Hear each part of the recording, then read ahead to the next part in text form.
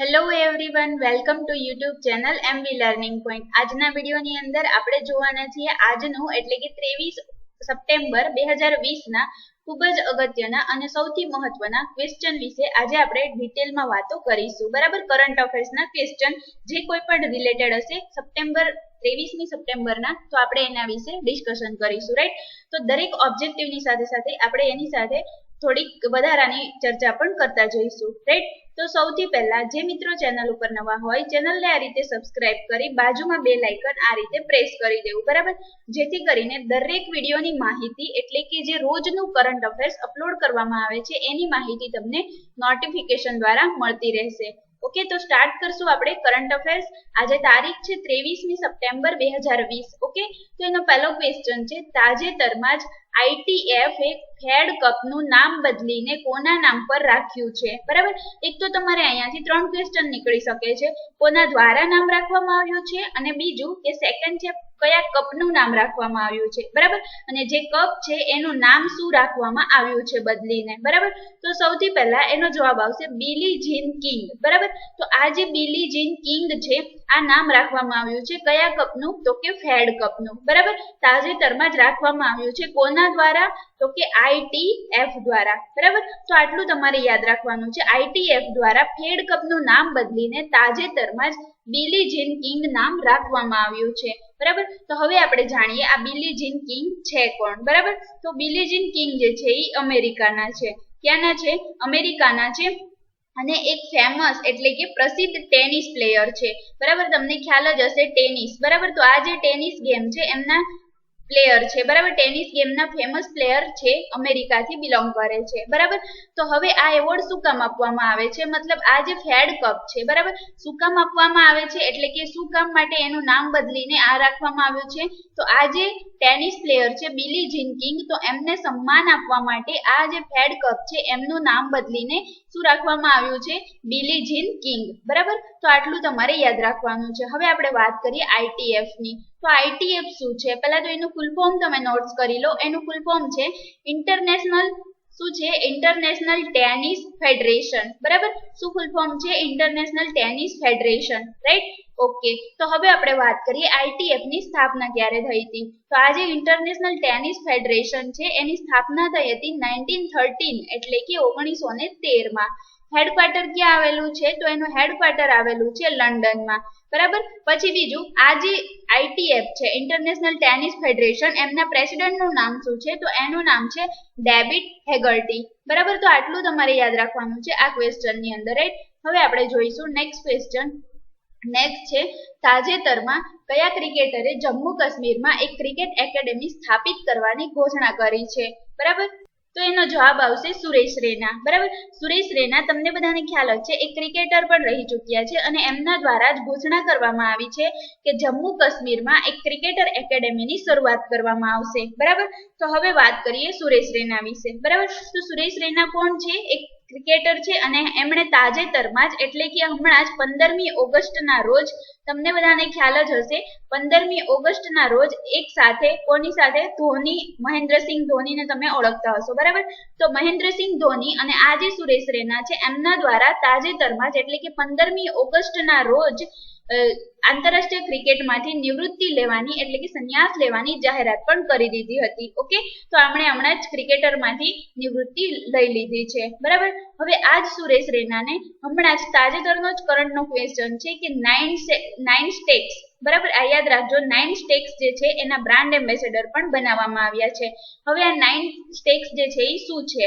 તો આ 9 સ્ટેક્સ એક ઓનલાઈન ગેમિંગ પ્લેટફોર્મ છે. બરાબર, ગેમ રમવા માટેનું એક ઓનલાઈન પ્લેટફોર્મ છે. બરાબર, તો આટલું તમારે યાદ રાખવાનું. અને એક બીજું તમારે યાદ રાખવાનું છે સ્પોર્ટોપ. બરાબર, તો આ જે સ્પોર્ટોપ છે એના બ્રાન્ડ એમ્બેસેડર કોણ છે? Dwyane bravo. તમે ક્રિકેટરને ઓળખતા હશો ડ્વેન બ્રાવો. બરાબર, તો આ ડ્વેન બ્રાવોને સ્પોર્ટોપના બ્રાન્ડ એમ્બેસેડર બનાવવામાં આવ્યા છે. અને સ્પોર્ટોપ શું છે? તો આ પણ એક ઓનલાઈન પ્લેટફોર્મ ગેમ છે કે ઓનલાઈન ગેમિંગ પ્લેટફોર્મ છે જેમાં ઓનલાઈન સટ્ટાબાજી રમાય છે. બરાબર, તો આટલું તમારે યાદ રાખવાનું છે આ ક્વેશ્ચનમાં. જવાબ શું આવશે? સુરેશ રૈના. અને આ જ સુરેશ રૈના અને બીજું છે હરમનપ્રીત કૌર. બરાબર, તો આ બંનેને થોડા સમય પહેલા જ જિંદલ સાઉથ વેસ્ટ સિમેન્ટના બ્રાન્ડ એમ્બેસેડર પણ બનાવવામાં આવ્યા છે. બરાબર, તો આટલું તમારે યાદ રાખવાનું છે સુરેશ રૈના વિશે. હવે વાત કરીએ જમ્મુ કાશ્મીરમાં ઇમ્પોર્ટન્ટ નેશનલ પાર્કની, તો જમ્મુ કાશ્મીરના ઇમ્પોર્ટન્ટ નેશનલ પાર્કની વાત કરીએ તો એમાં આવશે એક તો doctor Salim Ali national park, બીજું છે કિશ્તવાડ નેશનલ પાર્ક અને એક છે દચીગ્રામ નેશનલ પાર્ક, બરાબર. તો આ 3 પાર્ક જે છે એ ઇમ્પોર્ટન્ટ છે નેશનલ પાર્ક, એટલા માટે અહીંયા ડિસ્કશન કરીએ છીએ, બરાબર. તો આટલું તમારે યાદ રાખવાનું છે જમ્મુ કાશ્મીર રિલેટેડ. હવે આપણે જોઈશું નેક્સ્ટ ક્વેશ્ચન. નેક્સ્ટ છે તાજેતરમાં કયા રાજ્ય દ્વારા દવાખાનામાં ઓક્સિજન લઈ જનારા વાહનોને એમ્બ્યુલન્સનો દરજ્જો આપવામાં આવ્યા છે? એટલે આ શું કહેવા માંગે છે તો કે કયું રાજ્ય છે જેમના દ્વારા કોઈ પણ વાહન હોય, બરાબર, તો એ લોકો ઓક્સિજન લઈને જતા હોય તો એમને એમ્બ્યુલન્સનો દરજ્જો આપવામાં આવ્યો છે. તો એવું કયા રાજ્યએ નક્કી કર્યું છે? મહારાષ્ટ્ર રાજ્ય દ્વારા, બરાબર. તો આ મહારાષ્ટ્ર રાજ્ય દ્વારા જ તાજેતરમાં જ નક્કી કરવામાં આવ્યું છે કે શું દરજ્જો આપવામાં આવશે? એમ્બ્યુલન્સનો, બરાબર, જે વાહનો ઓક્સિજન લઈ જતા હોય દવાખાને એના માટે. તો હવે વાત કરીશું આપણે મહારાષ્ટ્રની, બરાબર. તો મહારાષ્ટ્રની રાજધાની શું છે? મુંબઈ, બરાબર. શું છે? મુંબઈ. અને મહારાષ્ટ્રના મુખ્યમંત્રીનું નામ શું છે? તો કે ઉદ્ધવ ઠાકરે, બરાબર. અને રાજ્યપાલ કોણ છે? ભગતસિંહ કોશિયારી. અને આ જ ભગતસિંહ કોશિયારીને રાજ્યપાલ તરીકેનો એડિશનલ ચાર્જ ગોવાનો પણ આપવામાં આવેલો છે, બરાબર. તો ગોવા રાજ્યના રાજ્યપાલ પણ કોણ થશે? ભગતસિંહ કોશિયારી, જે મહારાષ્ટ્રના રાજ્યપાલ છે, બરાબર. તો આટલું તમારે યાદ રાખવાનું છે. પછી બીજું, મહારાષ્ટ્ર ગવર્મેન્ટ દ્વારા થોડા સમય પહેલા જ મહા જોબ પોર્ટલ પણ લોન્ચ કરવામાં આવ્યું હતું. શું નામ હતું? મહા જોબ પોર્ટલ, બરાબર. કોના દ્વારા લોન્ચ કરવામાં આવ્યું હતું? મહારાષ્ટ્ર ગવર્મેન્ટ દ્વારા. અને એક બીજું કે મહા પરવાના યોજનાની શરૂઆત પણ મહારાષ્ટ્ર ગવર્મેન્ટ દ્વારા જ કરવામાં આવી છે, બરાબર. હવે વાત કરીએ તો મહારાષ્ટ્રનો સૌથી અગત્યનો અને ખૂબ જ ઇમ્પોર્ટન્ટ ક્વેશ્ચન આના રિલેટેડ કે ટ્રાફિક સિગ્નલ પર ફિમેલ આઇકન યુઝ કરનારું ભારતનું પ્રથમ શહેર જે છે એ કયું છે? મુંબઈ. અને આ મુંબઈ ક્યાં આવેલું છે? મહારાષ્ટ્રની કેપિટલ છે. તો આજ મહારાષ્ટ્રની કેપિટલ મુંબઈ જે છે એ ભારતનું પહેલું શહેર બની ગયું છે કે જ્યાં આગળ ટ્રાફિક સિગ્નલ ઉપર આ રીતે ટ્રાફિક સિગ્નલ હોય છે, ત્યાં તમને આઇકન જોવા મળે છે, બરાબર. તો આ જ આઇકન ઉપર ફિમેલ આઇકનને યુઝ કરનારું મુંબઈ શહેર જે છે એ ભારતની અંદર પ્રથમ સ્થાન પર બની ગયું છે, બરાબર. તો આટલું તમારે યાદ રાખવાનું છે. હવે આપણે જોઈએ મહારાષ્ટ્ર વિશે કેટલીક ઇમ્પોર્ટન્ટ ફેક્ટ, બરાબર. તો એમાં સૌથી પહેલા કે મહારાષ્ટ્ર રાજ્ય એક એવું રાજ્ય બની ગયું છે ભારતનું પ્રથમ કે જેમણે સૈનિકોને ગ્રામ પંચાયત પ્રોપર્ટી ટેક્સમાંથી મુક્તિ આપી છે. હવે આ જે ગ્રામ પંચાયતનો પ્રોપર્ટી ટેક્સ હતો એમાં સૌથી પહેલા જે નિવૃત્ત સૈનિકો હતા એમને તો આપવામાં આવતી જ હતી મુક્તિ, પણ હવે જે લોકો ડ્યુટી ઉપર હોય છે, જે સૈનિકો, એમને પણ, અને એટલે કે જે લોકો સેવા આપી રહ્યા છે એમને પણ, અને જે સૈનિક નિવૃત્ત થઈ ગયા છે એમાંથી, તો એમને પણ મહારાષ્ટ્ર ગવર્મેન્ટ દ્વારા ગ્રામ પંચાયત પ્રોપર્ટી ટેક્સમાંથી મુક્તિ આપવામાં આવી છે, બરાબર. તો આટલું તમારે યાદ રાખવાનું છે. પછી બીજું કે ટ્રાઇબ્સ ઇન્ડિયા શોરૂમ, યાદ રાખજો, ટ્રાઇબ્સ ઇન્ડિયા શોરૂમ જે છે એનું ઉદ્ઘાટન મુંબઈમાં કરવામાં આવ્યું છે. એક બીજું ખાસ યાદ રાખવાનું છે, એક યોજના છે જે ખૂબ જ ઇમ્પોર્ટન્ટ છે કે ભારતીય પોસ્ટ વિભાગ દ્વારા 5 સ્ટાર ગામ યોજનાની શરૂઆત પણ કયા રાજ્ય દ્વારા કરવામાં આવી છે? મહારાષ્ટ્ર રાજ્યમાં કરવામાં આવી છે, બરાબર. તો આટલું તમારે યાદ રાખવાનું છે. પછી બીજું એક ખૂબ જ મહત્વની યોજના કે જે હમણાં તાજેતરમાં જ લોન્ચ કરવામાં આવી છે એનું નામ છે મારો પરિવાર મારી જવાબદારી, બરાબર. આના દ્વારા શું થશે કે આ COVID-19 મહામારી ચાલી રહ્યું છે તો એની અંદર પોતાના પરિવારની સંભાળ રાખવાની સાથે સાથે પોતાની જવાબદારી પણ રાખવી પડે એવું આ યોજના અંતર્ગત બતાવવામાં આવ્યું છે, બરાબર. તો આ યોજના પણ કોના દ્વારા શરૂ કરવામાં આવી છે? મહારાષ્ટ્ર ગવર્મેન્ટ દ્વારા, બરાબર. તો આટલું તમારે યાદ રાખવાનું છે આ ક્વેશ્ચનની અંદર. હવે આપણે જોઈશું નેક્સ્ટ ક્વેશ્ચન. નેક્સ્ટ છે તાજેતરમાં કયા રાજ્યએ કુપોષિત બાળકો વાળા પરિવારોને ગાય આપવાનો નિર્ણય કર્યો છે?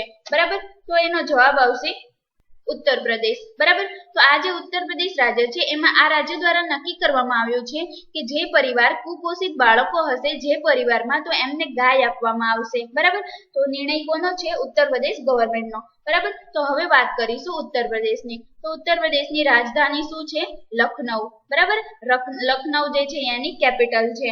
પછી બીજું આ જ લખનઉ કઈ નદીના કિનારે વસેલું છે? તો કે ગોમતી નદીના કિનારે વસેલું છે, બરાબર. ઉત્તર પ્રદેશના મુખ્યમંત્રીનું નામ શું છે? યોગી આદિત્યનાથ, બરાબર. અને આ જ મુખ્યમંત્રી યોગી આદિત્યનાથ દ્વારા આ નિર્ણય આપવામાં આવ્યો છે, બરાબર, કે કુપોષિત બાળકો વાળા જે પરિવાર હશે એમને ગાય આપવામાં આવશે જેથી કરીને પોતાનું ગુજરાન ચલાવી શકે, બરાબર. હવે બીજું કે ઉત્તર પ્રદેશના રાજ્યપાલ કોણ છે, તો એનું નામ છે આનંદીબેન પટેલ, બરાબર. અને આ જ આનંદીબેન પટેલ મધ્યપ્રદેશ રાજ્યનો રાજ્યપાલ તરીકેનો એડિશનલ એટલે કે વધારાનો ચાર્જ પણ સંભાળી રહ્યા છે, બરાબર. તો આટલું તમારે યાદ રાખવાનું છે. હવે બીજું કે આ તો વાત થઈ ગરીબ પરિવારો જે છે, કુપોષિત બાળકો ધરાવતા હોય એવા પરિવારોને ગાય આપવામાં આવશે. પણ જો એ લોકો ગાયનું પોષણ ના કરી શકતા હોય, બરાબર, તો કે આ જે પરિવાર છે એ ગાયનું પાલન પોષણ ના કરી શકતા હોય તો એવા પરિવારને આ ગવર્મેન્ટ દ્વારા પર ડે એટલે કે એક દિવસના 30 રૂપિયા આપવામાં આવશે. કેટલા રૂપિયા? 30 રૂપિયા. એટલે મંથના કેટલા થશે? 900, બરાબર. એટલે કે તમે એવું યાદ રાખી શકો કે દર મહિને 900 રૂપિયા આપવામાં આવશે એવા પરિવારોને કે જે લોકો ગાયનું પાલન પોષણ કરી શકતા નથી, બરાબર. તો આટલું તમારે યાદ રાખવાનું છે. અને ઉત્તર પ્રદેશ રિલેટેડ એક ખૂબ જ મહત્વનો ફેક્ટ યાદ રાખવાનું છે તમારે કે વર્ચ્યુઅલ અદાલતોની સુનાવણી કરનારું ભારતનું પ્રથમ રાજ્ય ઉત્તર પ્રદેશ છે, બરાબર. પછી ઉત્તર પ્રદેશ રિલેટેડ એક તાજેતરની જ યોજના છે જેનું નામ છે મેજર ધ્યાનચંદ વિજયપથ યોજના, બરાબર. શું નામ છે? મેજર ધ્યાનચંદ વિજયપથ યોજના. આ યોજના અંતર્ગત શું કરવામાં આવશે, તો કે આ યોજના અંતર્ગત જે લોકો રાષ્ટ્રીય અને આંતરરાષ્ટ્રીય એટલે કે નેશનલ અને ઇન્ટરનેશનલ લેવલે એથ્લેટ છે એટલે કે કોઈ પણ ગેમ છે એમાં રમીને આવ્યા છે તો એમના ઘર સુધી એક રસ્તો બનાવવામાં આવશે, બરાબર. એટલે કે એમના ઘર સુધી, ઘર આંગણા સુધી રસ્તો બનાવવામાં આવશે. આ કયા યોજના અંતર્ગત આવું પોસિબલ થશે, તો કે મેજર ધ્યાનચંદ વિજયપથ યોજના, બરાબર. એક્ઝામની અંદર પૂછાય એવો ક્વેશ્ચન છે કે આ યોજનાની શરૂઆત કયા રાજ્ય દ્વારા કરવામાં આવી છે, તો જવાબ શું આવશે? ઉત્તર પ્રદેશ, બરાબર. હવે તમારે આટલું યાદ રાખવાનું છે ઉત્તર પ્રદેશ વિશે, ઓકે. હવે અને બીજું ઉત્તર પ્રદેશ રિલેટેડ એક ખૂબ જ મહત્વનો ક્વેશ્ચન પણ તમારે યાદ રાખી લેવાનો છે કે ભારતમાં COVID-19 ટેસ્ટિંગ, યાદ રાખજો કોરોના મહામારી ચાલી રહ્યું છે તો તમારે COVID-19 નો ક્વેશ્ચન તો ખાસ યાદ રાખવો જ પડે, બરાબર. તો કે COVID-19 ની ટેસ્ટિંગ સૌથી વધુ ટેસ્ટિંગ કરનારું ભારતનું પ્રથમ રાજ્ય પણ ઉત્તર પ્રદેશ બની ગયું છે, બરાબર. તો આટલું તમારે યાદ રાખવાનું છે Uttar Pradesh related, okay. Next આપણે જોઈએ તાજેતરમાં દેશની સૌથી મોટી ફિલ્મ સિટી કયા શહેરમાં સ્થાપિત કરવામાં આવશે, બરાબર. એટલે કે આ જે આપણો ભારત દેશ છે, બરાબર, તો એમાં સૌથી મોટી ફિલ્મ સિટી કયા શહેરમાં સ્થાપિત થશે એવું નક્કી કરવામાં આવ્યું છે. તો એ જે છે એ પણ ઉત્તર પ્રદેશના નોઈડામાં, બરાબર. તો કે ઉત્તર પ્રદેશના નોઈડા શહેરની અંદર દેશની સૌથી મોટી અને સૌથી સુંદર ફિલ્મ સિટી સ્થાપિત કરવામાં આવશે, બરાબર. તો આટલું તમારે યાદ રાખવાનું છે. અને ઉત્તર પ્રદેશ વિશે આપણે હમણાં જ જોઈ ગયા, બરાબર. એટલે ફરી વખત રિવિઝન કરવાની જરૂર નથી, પણ છતાં પણ જે લોકોએ જાણવું હોય ફરીથી આપણે યાદ કરાવી દઈએ 2-3 વસ્તુ, જેમ કે સીએમ અને રાજ્યપાલ. તો ઉત્તર પ્રદેશના રાજધાની શું છે? લખનઉ. લખનઉ ગોમતી નદીના કિનારે આવેલું છે. મુખ્યમંત્રી કોણ છે? યોગી આદિત્યનાથ. રાજ્યપાલ કોણ છે? આનંદીબેન પટેલ, બરાબર. તો આટલું જ તમારે યાદ રાખવાનું છે. બાકી બધા ઇમ્પોર્ટન્ટ ક્વેશ્ચન આપણે ઉપરના એટલે કે ચોથા ક્વેશ્ચનમાં જ જોઈ લીધા છે, બરાબર, ઉત્તર પ્રદેશ રિલેટેડ. તો આટલું તમારે યાદ રાખવાનું છે આની અંદર. અને આ જે ફિલ્મ સિટી બનાવવાની ઘોષણા છે એ કોણે કરી છે, તો કે ઉત્તર પ્રદેશના મુખ્યમંત્રી યોગી આદિત્યનાથ દ્વારા આ ઘોષણા કરવામાં આવી છે. એટલે કે શું ઘોષણા કરવામાં આવી છે, તો કે સૌથી મોટી ફિલ્મ સિટી ઉત્તર પ્રદેશના નોઈડામાં બનશે, બરાબર. તો આટલું તમારે યાદ રાખવાનું છે આ ક્વેશ્ચનની અંદર. હવે આપણે જોઈશું નેક્સ્ટ ક્વેશ્ચન. નેક્સ્ટ છે તાજેતરમાં કયા રાજ્યમાં પ્રધાનમંત્રી નરેન્દ્ર મોદીજીએ કોસી રેલ મેગા બ્રિજનું ઉદ્ઘાટન કર્યું છે, બરાબર. ખૂબ જ મહત્વનો અને ઇમ્પોર્ટન્ટ ક્વેશ્ચન છે કે કોના દ્વારા ઉદ્ઘાટન કરવામાં આવ્યું છે બ્રિજનું, તો કે પ્રધાનમંત્રી નરેન્દ્ર મોદીજી દ્વારા, બરાબર. અને શું નામ છે બ્રિજનું, આ તમારે ખાસ યાદ રાખવાનું છે, કોસી રેલ મેગા, બરાબર. તો આ જે છે એ બિહાર રાજ્યમાં, કયા રાજ્યની અંદર? બિહાર રાજ્યમાં કોસી રેલ મેગા બ્રિજ જે છે એનું ઉદ્ઘાટન પ્રધાનમંત્રી નરેન્દ્ર મોદીજી દ્વારા કરવામાં આવ્યું છે. અને આ જે બ્રિજ હશે એની લંબાઈ કેટલી હશે, તો કે 1.9 કિલોમીટર એટલે કે 1.9 કિલોમીટર જેટલી આની લંબાઈ હશે. આનાથી ફાયદો શું થશે, તો કે જે 298 કિલોમીટર છે, બરાબર. તો આ 298 કિલોમીટરનું અંતર જે છે એ ઓછું થઈને ફક્ત 22 કિલોમીટર જેટલું થઈ જશે આ બ્રિજના બનવાથી, બરાબર. તો આટલું તમારે યાદ રાખવાનું છે. હવે આ તો આપણે જાણી લીધું કે આટલું અંતર ઓછું થશે, પણ આ બ્રિજ કોને જોડશે, તો કે કયા બે રાજ્યો અથવા તો કયા બે શહેરને જોડશે, તો નિર્મલી થી રહીને રાયગઢને જોડશે કોસી રેલ માર્ગ, બરાબર. અને એના માટે જ 22 કિલોમીટર જેટલું અંતર થઈ જશે, બરાબર. તો એટલું તમારે યાદ રાખવાનું છે આ ક્વેશ્ચનમાં. હવે વાત કરીએ બિહારની, તો બિહારની કેપિટલ શું છે? પટના. બરાબર, બિહારની કેપિટલ શું છે? પટના. બિહારના મુખ્યમંત્રીનું નામ શું છે? નીતિશ કુમાર. બરાબર, અને રાજ્યપાલ કોણ છે? તો કે ફાગુ ચૌહાણ. બરાબર, તો આટલું તમારે યાદ રાખવાનું છે બિહાર રિલેટેડ. ઓકે, હવે આપણે જોઈએ નેક્સ્ટ ક્વેશ્ચન. નેક્સ્ટ ક્વેશ્ચન છે તાજેતરમાં કઈ બેંકે વિકાસ અભય ઋણ યોજના શરૂ કરી છે? ખૂબ જ મહત્વનો અને ઇમ્પોર્ટન્ટ ક્વેશ્ચન છે કે શું નામ છે યોજનાનું? વિકાસ અભય ઋણ યોજના. બરાબર, તો આ જે COVID-19 ચાલી રહ્યું છે એના દ્વારા એને ધ્યાનમાં લઈને બેંક દ્વારા વિકાસ ઋણ અભય ઋણ યોજના શરૂ કરવામાં આવી છે. બરાબર, તો એનું નામ શું છે? તો છે કેવીજી. બરાબર, હવે આપણે જાણીએ કેવીજી શું છે. What is KVG? બરાબર, તો કેવીજી એટલે કે કર્ણાટક વિકાસ ગ્રામીણ બેંક. શું થશે? કર્ણાટક વિકાસ ગ્રામીણ બેંક. બરાબર, એને કહેવાશે કેવીજી. અને આ જ બેંક દ્વારા તાજેતરમાં જ વિકાસ અભય ઋણ યોજનાની શરૂઆત કરવામાં આવી છે. શું કામ શરૂઆત કરવામાં આવી છે? તો કે આનાથી ફાયદો શું થશે? તો કે સૂક્ષ્મ, લઘુ અને મધ્યમ ઉદ્યોગો એટલે કે MSME. બરાબર, એટલે શું? તો કે મીડિયમ સ્મોલ અને બીજું શું છે? માઇક્રો, સ્મોલ અને મીડિયમ એન્ટરપ્રાઇઝ જે છે એના જે ઉદ્યોગકર્તાઓ છે એમને રાહત આપવા માટે આ યોજનાની શરૂઆત કરવામાં આવી છે. બરાબર, એટલે કે આપણે એવું કહી શકીએ કે સૂક્ષ્મ, લઘુ અને મધ્યમ ઉદ્યોગો જે છે એના ઉદ્યોગકર્તાઓને રાહત આપવા માટે વિકાસ અભય ઋણ યોજનાની શરૂઆત કરવામાં આવી છે. બરાબર, તો જેમનો વ્યવસાય COVID-19 મહામારીમાં ખૂબ જ પ્રભાવિત થયો છે તો એમના કારણે એમને આ યોજનાની શરૂઆત કરવામાં આવી છે. બરાબર, તો આટલું તમારે યાદ રાખવાનું છે. વાત કરીશું આજે કેવીજી એટલે કે કર્ણાટક વિકાસ ગ્રામીણ બેંકની, તો એની સ્થાપના ક્યારે થઈ હતી? તો કે 12મી સપ્ટેમ્બર. યાદ રાખજો, 12મી સપ્ટેમ્બર 2005 આજે કેવીજી છે કર્ણાટક ગ્રામીણ બેંક એની સ્થાપના થઈ હતી. હેડક્વાર્ટર ક્યાં આવેલું છે? કર્ણાટકમાં. બરાબર, અધ્યક્ષ કોણ છે? એટલે કે એમના ચેરમેન નું નામ શું છે? તો કે પી ગોપી કૃષ્ણ એમના અધ્યક્ષનું નામ છે. બરાબર, તો આટલું તમારે યાદ રાખવાનું છે આ ક્વેશ્ચન ની અંદર. ઓકે, નેક્સ્ટ જોઈએ આપણે. નેક્સ્ટ છે તાજેતરમાં ભારતે કયા દેશને $250 મિલિયન સોફ્ટ લોન આપી છે? બરાબર, ખૂબ જ મહત્વનો અને ઇમ્પોર્ટન્ટ ક્વેશ્ચન છે. કેટલી લોન આપી છે? $250 મિલિયન જેટલી. બરાબર, સોફ્ટ લોન આપી છે. તો એનો જવાબ આવશે માલદીવ. બરાબર, માલદીવ જે છે એમને ભારત દ્વારા તાજેતરમાં 250 એટલે કે $250 મિલિયન જેટલી સોફ્ટ લોન આપવામાં આવી છે. શું કામ આપવામાં આવી છે? તો કે COVID-19 મહામારીના આર્થિક પ્રભાવને ઓછો કરવા માટે આ જે ડોલરની લોન છે સોફ્ટ લોન એ આપવામાં આવી છે ભારત દ્વારા માલદીવને. બરાબર, હવે વાત કરીએ માલદીવની, તો કેપિટલ શું છે? માલે. બરાબર, કરન્સી શું છે? તો કે માલદીવી રૂપિયા. પછી ત્યાંના પ્રેસિડેન્ટ નું નામ છે ઇબ્રાહિમ. શું છે? ઇબ્રાહિમ મોહમ્મદ સોલેહ. બરાબર, તો આટલું તમારે યાદ રાખવાનું છે આ ક્વેશ્ચન ની અંદર. બરાબર, હવે આપણે આગળ જોઈશું નેક્સ્ટ ક્વેશ્ચન. નેક્સ્ટ છે તાજેતરમાં કયા દેશે રેપના કારણથી રાષ્ટ્રીય ઇમરજન્સી ઘોષિત કરી છે? બરાબર, ખૂબ જ મહત્વનો અને અગત્યનો ક્વેશ્ચન છે કે આ દેશમાં ઘણા બધા રેપ થાય છે તો જેના કારણે આ દેશ દ્વારા તાજેતરમાં જ રાષ્ટ્રીય ઇમરજન્સી ઘોષિત કરવામાં આવી છે.